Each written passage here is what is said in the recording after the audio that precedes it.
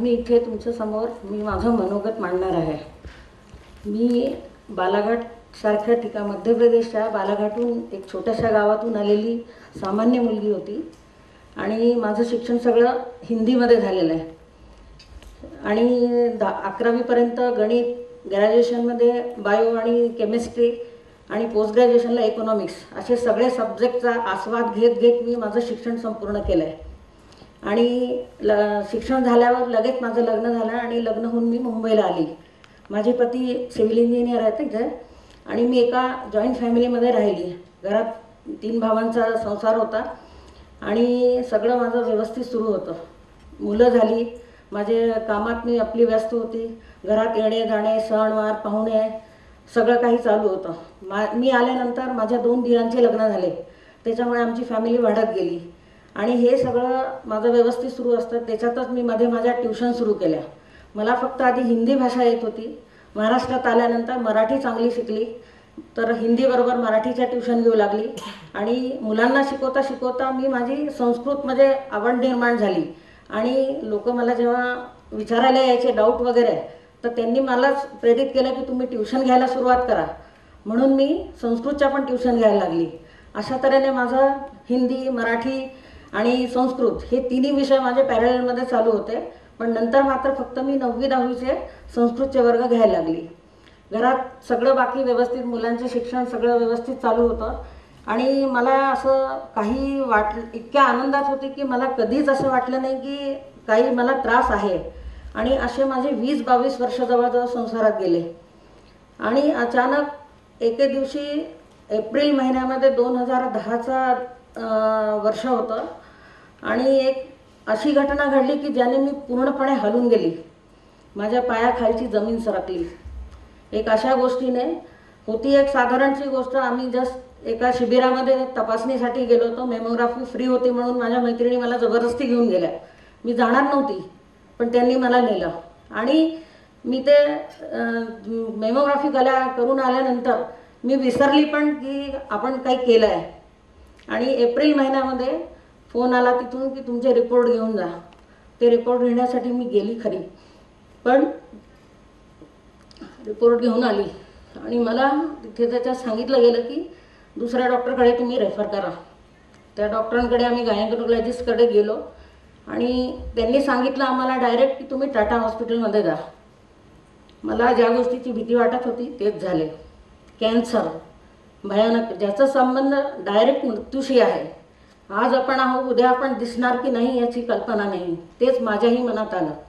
उद्याचा दिवस माझ्या नशिबात आहे की नाही माहीत नाही, पण तरी थोडी हिंमत पटून मी उभी राहिली आणि माझे सगळे नातेवाईक नवी मुंबईतच राहतात, त्यामुळे सगळ्यांना बोलावण्यात आलं आणि दुसऱ्या दिवशी आम्ही काहीही विचार न करता, क्षणभराचा सुद्धा विचार न करता आम्ही टाटा हॉस्पिटलला गेलो। टाटा हॉस्पिटलला जाताना अतिशय मन भीतीने घाबरले होते। पाय असे लटपटत होते माझे जीवात आणि प्राण अजिबात नव्हते। रात्री मला जोपर्यंत माहीत नव्हतं ज्या गोष्टीचा, तोपर्यंत मी खूप चांगली होती। दुसऱ्या दिवशी माझा पूर्ण चेहऱ्याचा रंग काळपट झालेला आणि अशी दिसत होती जणू काही किती महिन्यापासून आजारी आहे।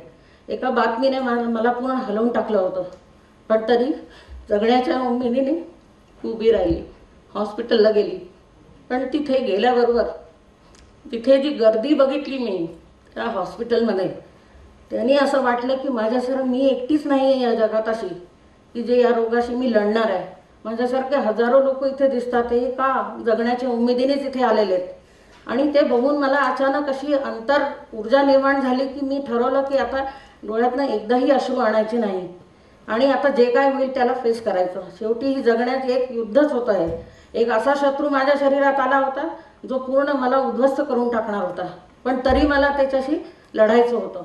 तेव्हा मला इतके पेशंट, तिथे लहान मुलं, छोटे अशा बायका ज्यांचे ताने बाळ आहेत, त्यांना बाळांना सोडून आलेल्या त्या, मग त्यापेक्षा मी तरी बरी होती की कमीत कमी मी 40-45 वर्षाचं आयुष्य खूप आनंदाने भोगलं होतं, म्हणून मला त्यांनाच बघून खूप हिंमत आली। डॉक्टरांना भेटून झाल्यावर सगळे रिपोर्ट त्यांनी परीक्षण केले, बरेच काही टेस्ट केल्या, blood test, mammography, sonography, CT scan, सगळ्या टेस्ट झाल्या। त्या टेस्ट करण्यामध्ये आमचे 8 दिवस पूर्ण हॉस्पिटलला गेले आणि त्याच्यात माझे सगळे दीर जाऊ सगळे हे माझ्या बरोबरीने उभे होते, रोज माझ्याबरोबर हॉस्पिटलला येत होते ते. आणि ते टेस्ट झाल्यानंतर शिक्कामोर्तब झाला की डाव्या बाजूच्या ब्रेस्टमध्ये भली मोठी गाठ आहे, पण ती गाठ इतकी मोठी असून देखील क्युरेबल आहे. बस हा शब्द माझ्या कानावर पडला आणि मी जणू काही असं वाटलं की मी आता काही इथे हरणार नाही, मी नक्कीच बरी होणार यातून. आणि डॉक्टरांनी ठरवल्याप्रमाणे त्यांनी आपले ट्रीटमेंटचा मार्ग ठरवला. पहिले किमोथेरपी करायची, मग ऑपरेशन, त्यानंतर मग परत किमो, परत रेडिएशन, असा भला मोठा लांब लचक प्रवास होता. तो काही 1-2 महिन्यांनी संपणार नव्हता. जवळजवळ त्याची ट्रीटमेंट वर्षभर चालणार होती. आणि त्या ट्रीटमेंटबरोबर आर्थिक अडचण आलीच. म्हणजे रोगाचं जे घरात टेन्शन होतं की इतका मोठा भयानक आजार झालेला आहे, त्याच्याबरोबर आर्थिक व्यवस्था करणे पण आलेच. याची व्यवस्था कोणी आधीपासून काहीच करून ठेवत नसतं. त्यामुळे ती व्यवस्था आता कशी करायची, किती लाखोत खर्च होणार हे काही अंदाज नव्हता. आणि मग ती ट्रीटमेंट जी सुरू झाली, ट्रीटमेंटच्या आधी डॉक्टरांनी काउन्सिलिंग केलं किमोथेरपीच्या आधी, की किमोथेरपीमध्ये केस जाणार, मनाची तयारी करावी लागेल, कारण माझे इतके भले मोठे लांब लचक केस, ते आता कसं काय केस जाणार, म्हणजे आपला तो विद्रूप चेहरा आपल्याला तरी बघायला जाईल की नाही ह्या भीतीने. पण जगायचं होतं, त्याच्यासाठी मी कुठलीही किंमत मोजायला तयार होती. ठरल्याप्रमाणे किमोथेरपी पहिली माझी देण्यात आली आणि किमोथेरपीमध्ये 4 दिवसातच माझे पूर्ण केस गेले. मला तो चेहरा माझा बघवत नव्हता अजिबात, बिलकुल. आणि त्या ह्याच्यात मी रडायची, आरशात बघायची, कधी एकटी बसून रडायची. तर माझा लहाना मुलगा म्हणाला की आरशात नाही बघायचं तू. त्यांनी सगळ्या घरातले आरसे झाकून ठेवले.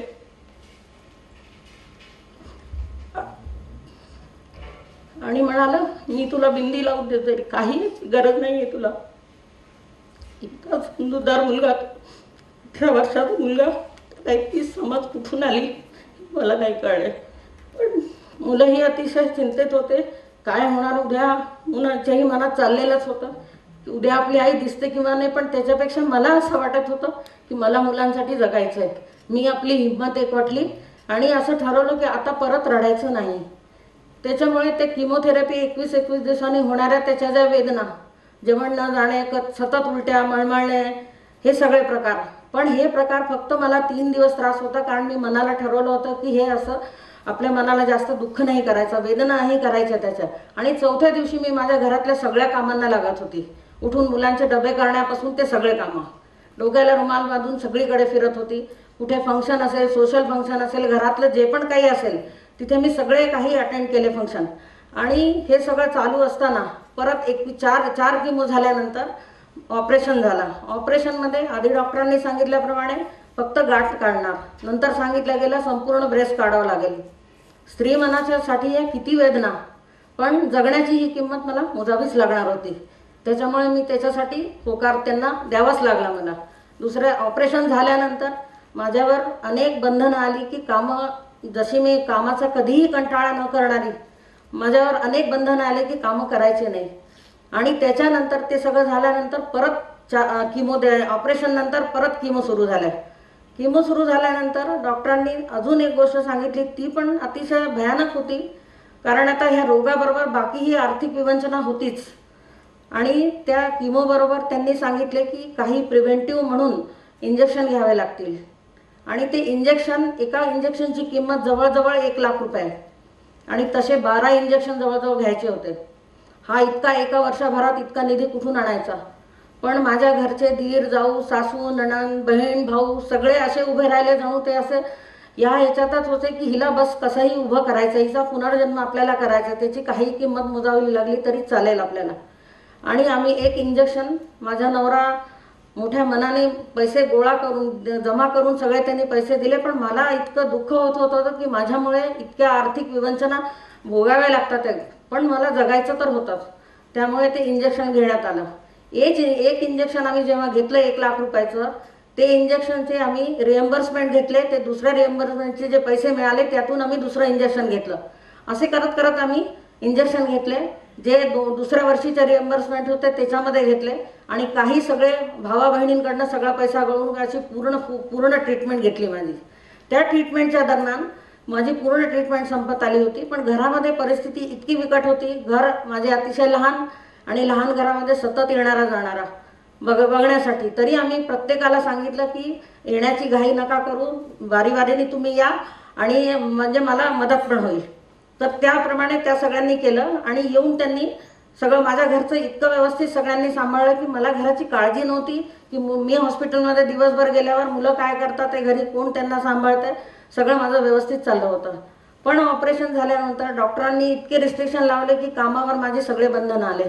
मग आता काय, त्या दरम्यान माझा मोठा मुलगा जो बी फायनल इयरला होता त्यांनी युनिव्हर्सिटीची परीक्षेचा अभ्यास रात्री जागून जागून केला आणि एक आनंदाची गोष्ट त्यात मला मिळाली की त्याचा युनिव्हर्सिटीमध्ये मेकॅनिकल ब्रांचमध्ये युनिव्हर्सिटी टॉपर ठरला. त्यांनी मला अतिशय आनंद झाला. या परिस्थितीमध्ये धैर्याने जो तोंड देतो तोच पुढे जातो, ह्याच्यापासून मी शिकली की पुढे जाण्यासाठी धैर्य हे फार जरुरी आहे. संकट माणसाच्या जीवनामध्ये येणारच आणि त्या संकटांना पार करण्याची आपली तयारी हवी. माझी संपूर्ण ट्रीटमेंट झाल्यानंतर परत ते इंजेक्शनचा कोर्स संपल्यावर आता हा प्रश्न पडला होता की करायचं काय, जर माझे दोन्ही मुलं हॉस्टेलमध्ये शिकायला गेली आणि मग आता रिकामा वेळ कसा करायचा, काय घालवायचं त्याला, काय काय. माझ्या मोठ्या मुलाने मला खूप प्रेरित केलं की आई तू आता अभ्यासाला लाग आणि परत शिकायला कर, तुला ज्या गोष्टी आवडतात ते तू ते कर, जे तू नाही करू शकली ते कर. खूप मला प्रेरित केलं त्यांनी, खूप उत्साहित केलं आणि सगळीकडून कुठून शोधून त्यांनी मला कालिदास युनिव्हर्सिटीमधून कोर्सेस सांगितले. ते कोर्सेस मी मुंबईच्या एका कॉलेजमध्ये केले, डिप्लोमा इन संस्कृत परिचय. त्यात मला असा अंदाज नव्हता, मी फक्त आवड म्हणून शिकायला गेली होती की पुढे काहीतरी करायचं म्हणून, आणि त्याच्यात मला माझ्या अपेक्षेपेक्षा जास्त यश मिळालं. आणि मला खूप आनंद आहे की जितके मार्क मला कधी लहानपणी सुद्धा मिळाले नाही तितके मार्क मला 200 पैकी 184 मार्क मिळाले आणि युनिव्हर्सिटीमध्ये दुसरं स्थान मिळालं. म्हणून त्यांनी पण मला अजून इतकी प्रेरणा मिळाली की आता परत शिकायचं. आता मी मुंबई युनिव्हर्सिटीला MA ला ॲडमिशन संस्कृतमध्ये घेतली आहे आणि एक अजून आनंद वाटतो सांगताना की मी युनिव्हर्सिटीचा first semester first class pass झाली आहे. आणि त्याच्याबरोबर बाकीचे पण माझे छंद जे आहे, कुकिंगचे छंद, ते मी कधी बंद नाही केले. मला स्वीट पदार्थ करणे अतिशय आवडतात, त्याच्यामुळे कुठलाही प्रसंग आजही मी तेवढ्याच हिमतीने करते. बाकी कामं कमी केले पण ते नाही कमी केलं. आणि मुलांची काउन्सिलिंग करते. ट्युशनला जे मुलं येतात त्यांना अभ्यासाची मेथड सांगते. तर मला विचारतात तुमचे मुलं कसे काय अभ्यास करतात, तर आम्हाला पण सांगा. ती मेथड सांगते, पण त्यांच्याबरोबर पालकांचीही काउन्सिलिंग करावं लागते, कारण प्रत्येकाचं एक मूल आणि सगळ्यांना वाटतं की आमचं मूल एकदम उत्तम असावं. तर पहिली काउन्सिलिंग पालकांची करावी लागते की तुम्ही मुलांकडनं किती अपेक्षा ठेवता आणि काय ते असं सगळं म्हणजे. आणि काउन्सिलिंगचा हा प्रकार माझा सुरू झाला. एक असे पण ग्रस्त होते की जे घरात, थोडक्यात सांगते त्यांच्याविषयी की घरात मोठे असल्यामुळे अनेक जबाबदाऱ्या आल्या आणि त्यांचं कधीही प्रमोशन झालं नाही. तर त्यांना असं वाटलं होतं की आपलं आयुष्य संपावं. आणि त्यांच्याशी मी बोलून त्यांची काउन्सिलिंग, आज ते व्यवस्थित आपलं काम करतात आहे. मला खूप मोठ्या प्रमाणावर, मी काउन्सिलर नाही आहे पण जो मला भेटतो, ज्याला जशी गरज पडते तशी मी मदत करते. आणि आता माझं पुढे असा मानस आहे की अजून मला सतार शिकायचं आहे, कॅलिग्राफी करायची आहे, मला फोटोग्राफी शिकायची आहे. त्याच्यामुळे मला एवढं आयुष्य मिळालेलं आहे चांगलं, ते मी जगणार आहे आणि मी नक्कीच 20-25 वर्ष तरी आरामात काढू शकेन असा माझा विश्वास आहे. त्याच्यामुळे मला राहिलेल्या सगळ्या गोष्टी मला करायच्या आहेत. आणि एक गोष्ट मी अजून म्हणजे ह्याच्यावरून शिकते सगळ्या गोष्टीची, म्हणजे मी स्वतःमध्ये जो बदल केलेला आहे की मला आता कशाची भीती नाही वाटत. इतक्या मोठ्या संकटातून मी गेली आहे की मला आता भीती वाटतच नाही. भीती न वाटल्यामुळे माझा आत्मविश्वास वाढला आणि माझी आंतरिक ऊर्जा मी प्रत्येक ठिकाणी यूज करते, जी मी माझी जपून ठेवली आहे, वेळोवेळी माझी कामी येते. आणि एक अजून नवीन उपक्रम माझा केला आहे मी की रोज एक श्लोक नवीन पाठ करते आणि डिक्शनरीचे 10 शब्द मी प्रतिदिवस वाचते मी त्याच्यात. आणि एक गोष्ट अजून सांगू इच्छिते मी की भीतीसाठी मी संस्कृतमध्ये लिहिलं आहे काही, त्याच्यामध्ये तावत भयात न भेतव्यम यावत भयम न आगतम आगतम तू भयम वीक्ष प्रतिकुर्यात यथाचित्तम आणि आपदाम तरणीही धैर्यम. म्हणजे एक थोडक्यात सांगते याचा अर्थ असा की जोपर्यंत तुमच्याजवळ संकट येत नाही तोपर्यंत तुम्ही त्याला घाबरायचं, पण आल्यावर तुम्ही तुमची परिस्थिती त्याला तोंड देण्याची पाहिजे, तुम्ही त्याला तोंड तुम्हाला देता आलं पाहिजे. आणि आपदाची जी नौका आहे ती नेहमी धैर्याने पार होते. तर असा धैर्य आमच्या सगळ्या परिवारांनी आणि मी पूर्णपणे ठेवला आहे. त्याच्यामुळे मी आज इथे येऊन उभी राहिली आणि मला हे वाटलं नव्हतं की ह्याच्यामुळे मला आज इथे बोलायची संधी मिळेल. ही माझी प्रगतीची मी पहिली पायरी समजते आणि इथे मी माझं वाक्य संपवते.